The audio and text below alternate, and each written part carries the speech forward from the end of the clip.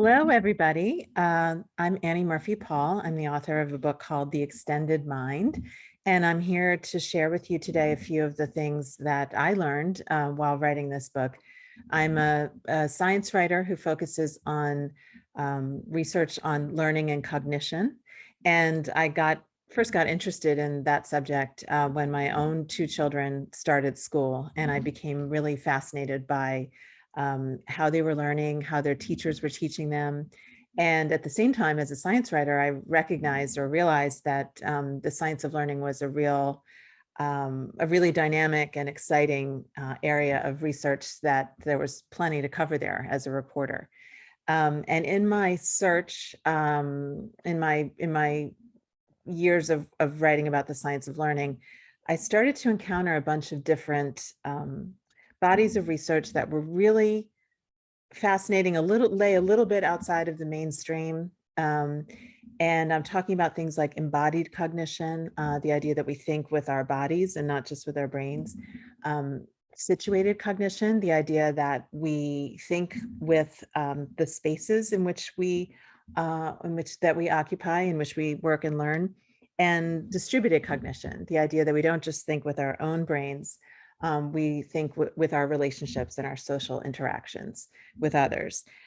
So I was, gathering wool as journalists do, and collecting all these interesting findings and feeling that they related in some way to each other, but not quite sure how. And then I read very widely when I'm preparing to write a book or to enter a new project. And so I was reading in a philosophy journal, and there was an article published in 1998, but I read it many years later, by two philosophers named Andy Clark and David Chalmers, and it was called The Extended Mind. That was the title of the article. And the first line of the article really grabbed me right off the bat. It said, "Where does the mind end and the rest of the world begin?" So that seemed like a really provocative question to me, in part because the answer to it seemed so obvious, or there's a conventional answer to it that is quite obvious, and that is that, well, the mind ends at the skull, right? I mean, the mind and brain are contiguous, and thinking happens in here. But Clark and Chalmers, the authors of this article, we're arguing that no, that's not right. Actually, we think with our bodies, with our physical surroundings, with our relationships with other people, and also with our tools, analog and digital tools. These are all parts of the thinking process. And this to me had enormous implications for education, for the workplace, for the way we conduct our daily lives, because it means that, in a sense, the brain isn't doing it all on its own. We're actually assembling our thinking processes out of the activity of the brain, but also all these extraneural, outside the brain resources. And that gives us a whole lot of new options and new alternatives to just kind of sitting there. The way we expect ourselves to get hard work done is by sitting there, working your brain until it's sitting there at your desk until the job is done. But if we actually think best, not sitting still, not by ourselves, not necessarily in our offices, but out in the world, talking to people, using our bodies, using gestures, all kinds of embodied resources, then that's a whole new way of approaching thinking and a whole new way of approaching doing our mental work. So the extended mind, which is an idea that I borrowed from Clark and Chalmers, became the sort of backbone of this book that I wrote. It came out in June. And I just want to mention, as I start to get into the meat of the book, that I welcome questions at any point, and I'm happy to address questions. If anything that I say doesn't make sense, or if you want to add something or have a question, please put it in the chat, and I'll be monitoring that. So I built the book around these sort of concentric circles going outward from the body, starting with the body. We think with the body. Then the next section was how we think with our physical surroundings. And then the final section was about how we think with relationships. So I will start with that question of how we think with the body, and with a particular kind of thinking with the body known as interoception, which is a technical kind of word, um, but one that we might know, we might be more familiar with when it's referred to as gut feeling, or intuition. The idea that there are things the body seems to know that we consciously or with our brains don't seem to know, that this knowledge or wisdom seems to come up from within, from the body. And so scientists have made a study of this capacity called interoception, and they've found that people who are more attuned to their internal signals, which might be things like the feeling of your heartbeat or butterflies in your stomach, or realizing that your breathing has become more rapid, things like that. This is a flow of internal sensations that's there with us all the time, just like we're constantly taking in information from the outside world through our eyes and ears and through touch and all our other senses. We have sensors on the insides of our body also that are sending our brains a constant flow of information about how we are, how we're managing the challenges that we're facing, how we're preparing ourselves for a challenge, or recovering from a challenge, how much energy we have to tackle the tasks in front of us. So what's so interesting about interoception is that it gives us access to a whole treasure trove, really, of knowledge and information that we would not have access to otherwise. And I'll explain how that is. As we go through our daily lives, we're taking in so much information, noticing so many patterns and regularities in our experience that it's way too much for the conscious mind really to process and to store. But we are taking in that information, and it's being processed and stored on a non-conscious level. So then you might say, well, if it's on a non-conscious level, how do we get access to it? How do we use that knowledge that we do possess? And the answer is that that's where the body comes in. Those internal signals that I've been talking about, your heartbeat and the butterflies in your stomach, those kinds of cues. That's your body kind of tapping you on the shoulder or tugging you on the sleeve and saying, pay attention. You've encountered a situation like this before, and this is your body getting you ready to handle that situation. And so people who are more attuned to their internal sensations, who are more interoceptively aware, are better able to make use of that that sort of internal voice that has something to tell us if we're ready to listen. So while people do vary in their interoceptive attunement, some people have no trouble knowing when their heart beats, and other people almost don't even understand the question. Like, what do you mean? If I don't have any idea when my heart beats. So there's a really wide variation in terms of interoceptive attunement. But scientists do know that interoceptive attunement can be cultivated, deliberately kind of nurtured. And one of the best ways to do that is it's an exercise borrowed from mindfulness meditation called a body scan. And you may have experienced this if you're a regular meditator. It's a very simple exercise that involves directing non-judgmental, open, aware awareness, like a curious kind of awareness to whatever is arising in your body, and paying attention to that, just noticing it, and doing this on a regular basis has been shown to increase people's interoceptive attunement. And another task you might try, or another approach you might try, is simply naming once you've directed that attention at your internal cues and signals. You can try just naming it, not even getting into the details of what you're feeling or why you're feeling it, but just sort of naming it and saying, oh, my heart is beating a little faster, and I can tell my breathing's a little shallow, and I feel some butterflies in my stomach. And this can be a really effective way. It actually, scientists have found that it almost immediately starts to decrease the physiological arousal and anxiety that you may be feeling, just by virtue of naming it. So noticing and naming what you're feeling on the inside is one really valuable way to think with the body.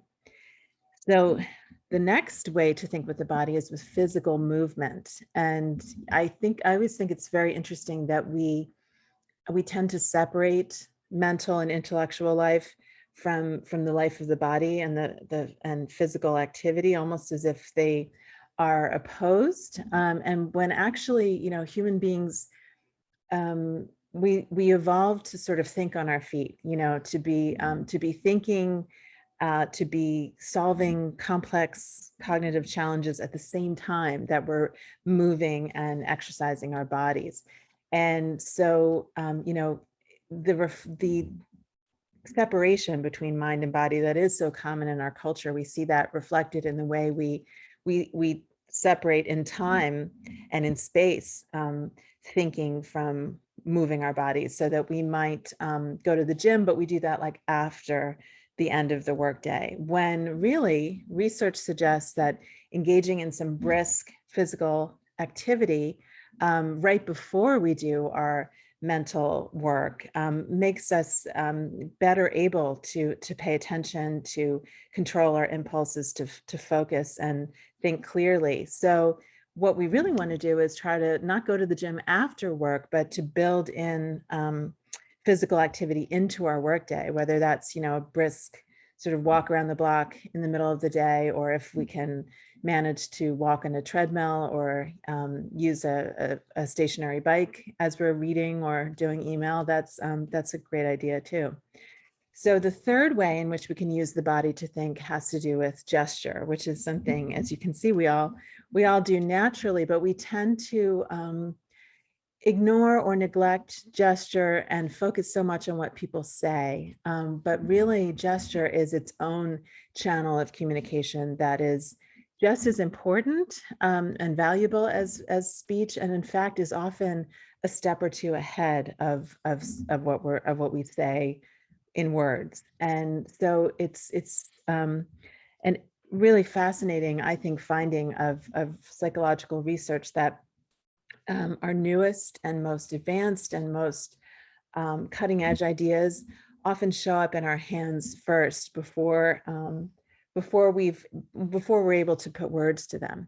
And so what happens is that, gesture actually advances our thought and moves it forward, because we see our hands trying to, capture what we are ourselves trying to say, and then we read off our own hands, some information about that helps prime the words, that helps bring the words to our lips to describe what we're trying to say.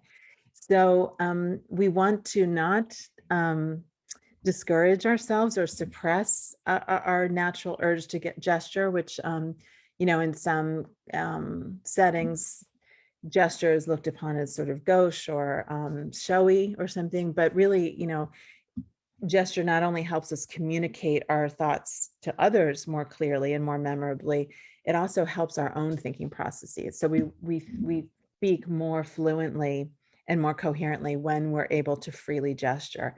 And that's something to remember when you're on Zoom also, is that often we set up our Zoom cameras so that we're just like a talking head, and we may be sitting, which leads us to gesture less often. And so what ends up happening is that we don't gesture as much. People don't see our gestures. We don't see other people's gestures. And then that very vital channel of communication is lost. So we want to remind ourselves to feel free to gesture, put ourselves sometimes in situations in which gesturing is more likely to happen. People are more likely to gesture when they have something to gesture at, like a chart or a graph or a diagram. And people are also more likely to gesture when they're forced to improvise, when they have to explain or describe something on the spot in front of an audience.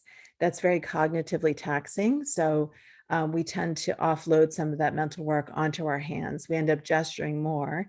And because gesturing aids understanding and comprehension, we end up thinking more effectively when we're gesturing a lot. So we want to put ourselves and our kids and our employees and our students into situations where gesturing is going to happen.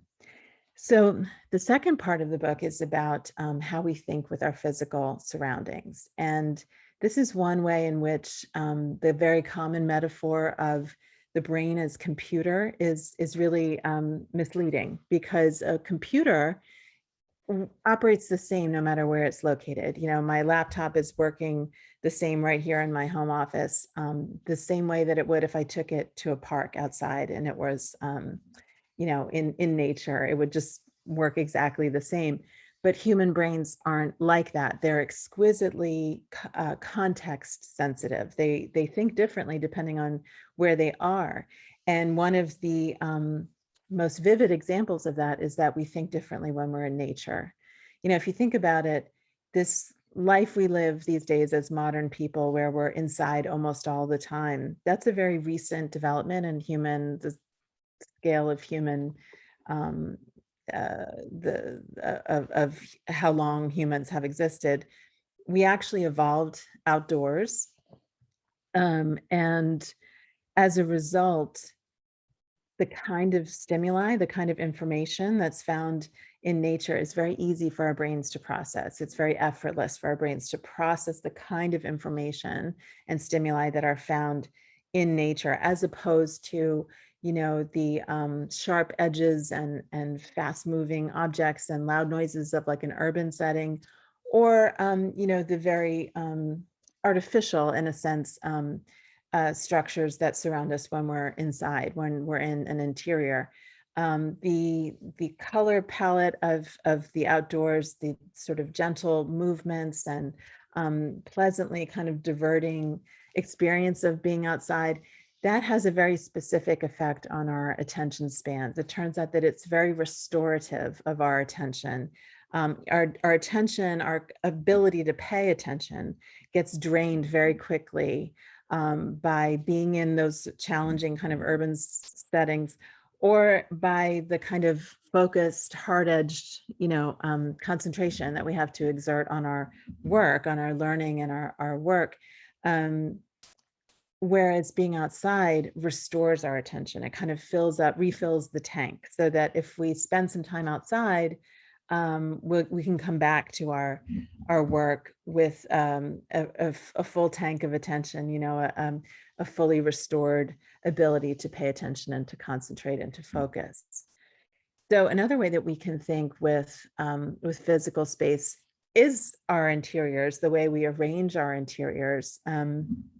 You know, a lot of us have had to work at home during the COVID pandemic, so we've really had an experience of what it's like to have our physical environment where we work change. And I think a lot of us have felt the effects, of good or bad, of working at home rather than being in the office. And whether we are at home or at the office, there's a few things that we can keep in mind when we're arranging our physical space that will allow that space to extend our minds. And one of those is to make sure that wherever we are working, we have cues of identity and cues of belonging that are visible to us in our workspace. So what I mean by that are cues of identity are signs and signals and tokens and objects that remind us of who we are, who we want to be, you know, aspirationally, and in particular, who we are in that setting. Because of course, we all have many identities as family member and friend and community member,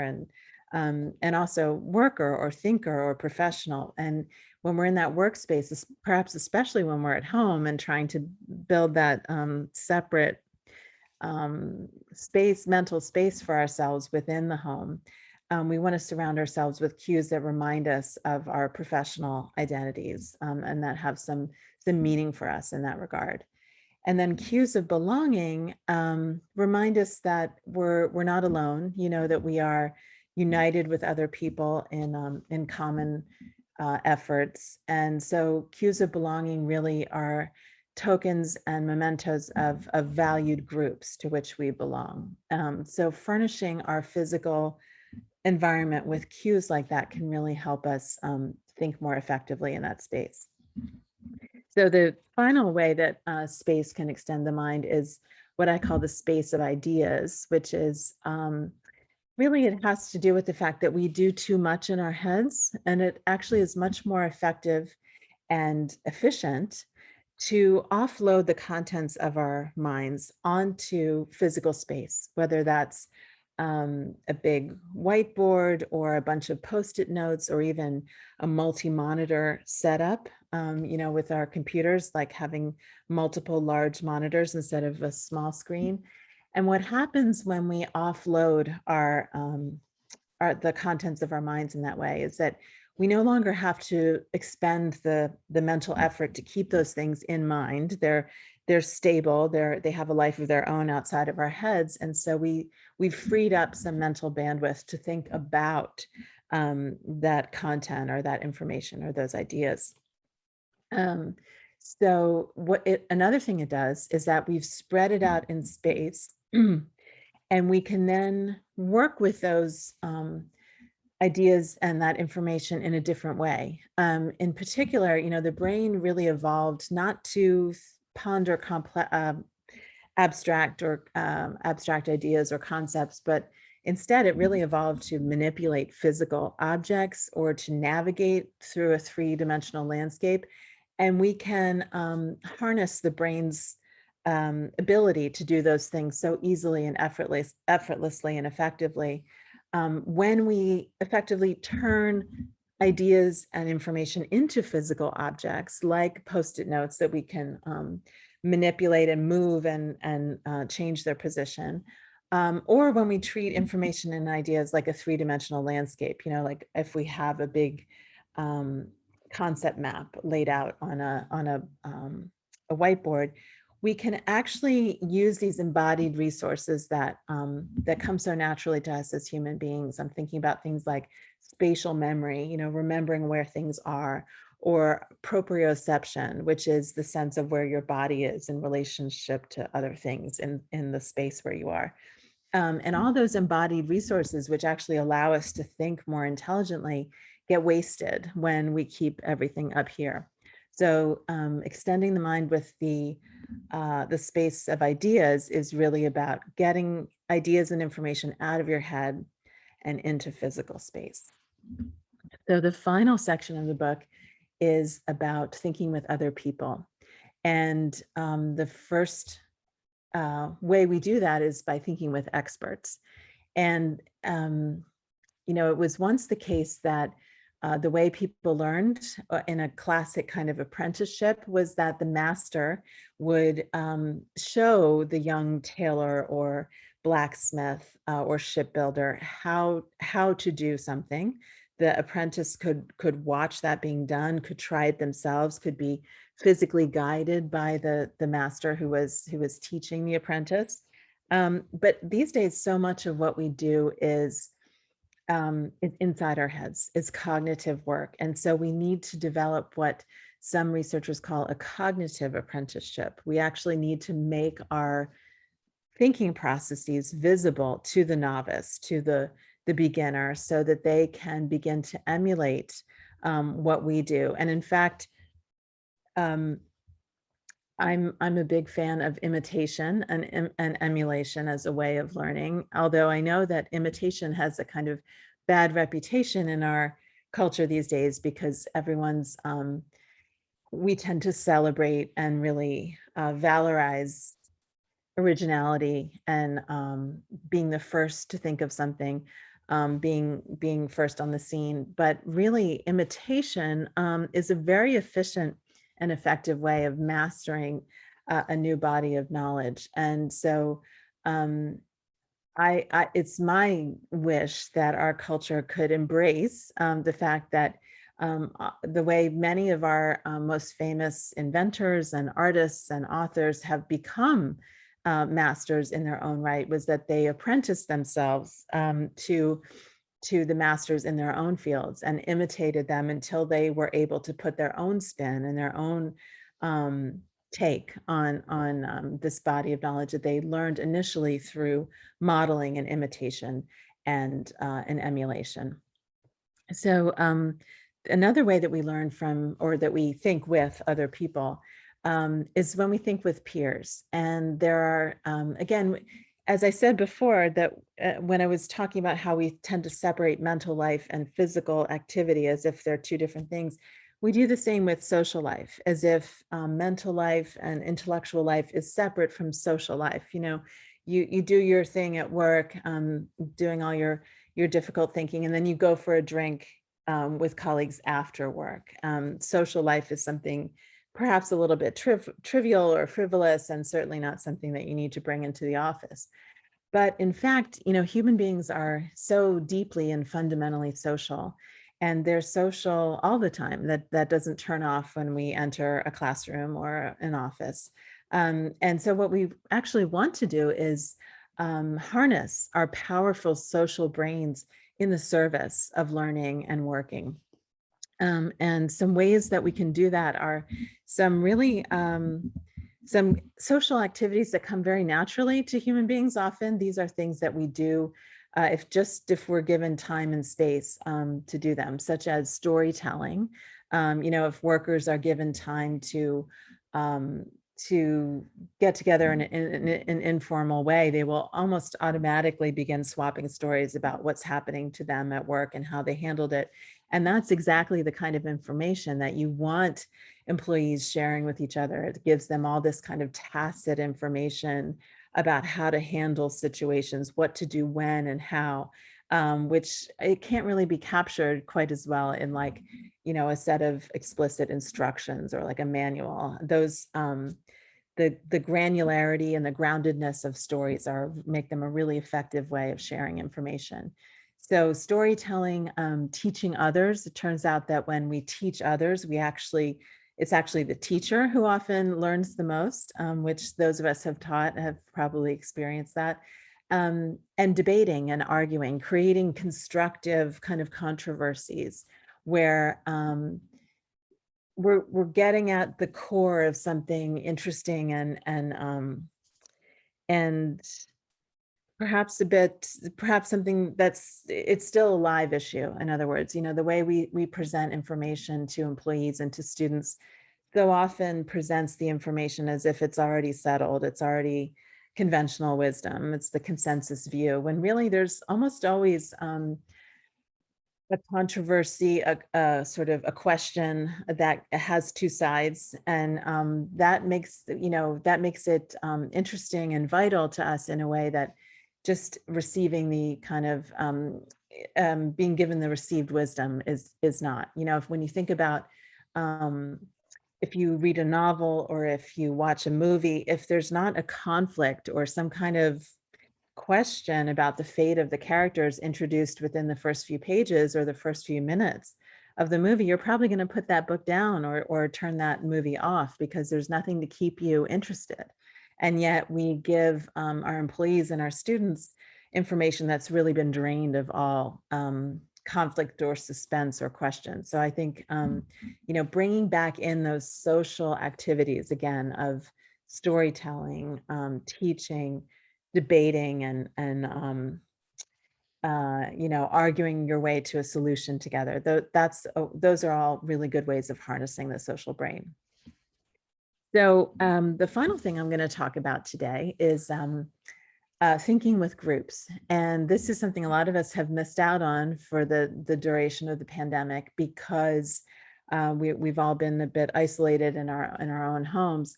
But I think my own bias, based on the research, is that it's really important for people to be together in the same place at the same time. The richness of the signals that are exchanged among people are just when they're in person just can't be captured fully on Zoom, as convenient as these platforms are. And so we need to, because you know our the kind of world that we face these days, you know, how daunting and challenging and complex our problems are that we're tackling, and how very specialized expertise is, and how abundant information is. For all those reasons, the solo brain is really not equipped to handle our modern world so much as it needs to join up with other brains and create a kind of group mind or collective intelligence that can tackle these big challenges. And so researchers have developed a number or identified a number of ways that people people can create that kind of group mind. And I'm thinking about a body of research that looks at a construct called entitativity, which is a bit of a mouthful, but that means how do you create a sense that a group of individuals is itself its own entity? It is a group, it is a collective. And researchers also use the term groupiness. How do you, which is a bit easier on the tongue, how do you create a sense of groupiness from a bunch of individuals? And there are a bunch of sort of hacks, almost like biohacks, that allow a bunch of people to feel as if they're one big group. And one of those is synchronous movement. You know, if you think about militaries and churches and even people dancing together, these are people moving in time, moving in the same ways at the same moment. And that seems to flip a switch in the brain that tells us you're not just a isolated individual, you're part of this group. And in a way, you are all one. And that allows people to, flipping that switch allows people to collaborate and cooperate more effectively and to think together as a group. Other strategies for creating a sense of groupiness include having emotional experiences together. That tends to bond people, as we've seen, like in wartime or in times of natural disaster, but even just sharing your feelings, you know, in a regular way, like in a weekly meeting.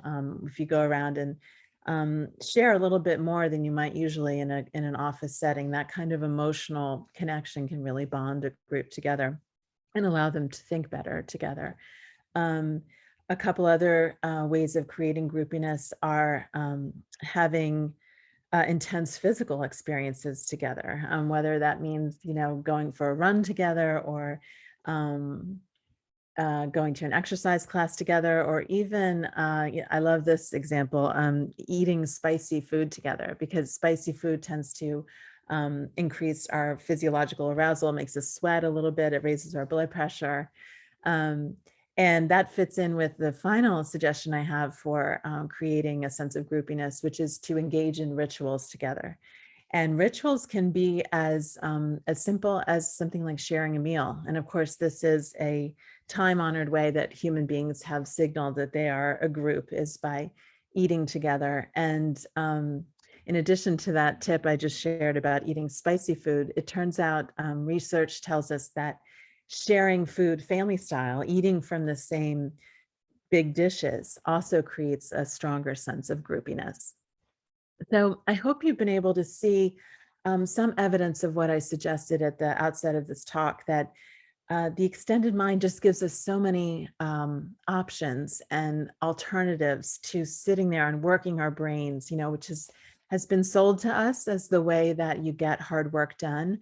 But just think, you know, if you took the extended mind approach to getting some hard work done, you could do so many other things. You could decide to, you know, do that body scan exercise that we talked about. You might go for a walk outside. You might call up a friend and ask if they would engage you in a debate. You might engage into some of that cognitive offloading we talked about in terms of getting your ideas out into physical space. You might think about someone you admire whose approach you could imitate instead of trying to figure out your own solution, sort of reinventing the wheel. So that is what I love so much about the idea of the extended mind, is that it doesn't leave us alone with our brains, which, you know, brains are amazing things, and they are certainly at the heart of thinking. I'm not denying that, but they are also quirky, limited, idiosyncratic organs that that evolved to solve problems that are very, very different from the problems that confront us today. So the brain, really can't do it on its own. It needs help. It needs all these extra neural resources that can extend what the brain is capable of doing. So again, the title of my book is The Extended Mind. There's many more details and ideas in that book if you found what I've said today interesting. And in any case, I thank you very much for giving me this opportunity to share these ideas about the extended mind. Thanks so much.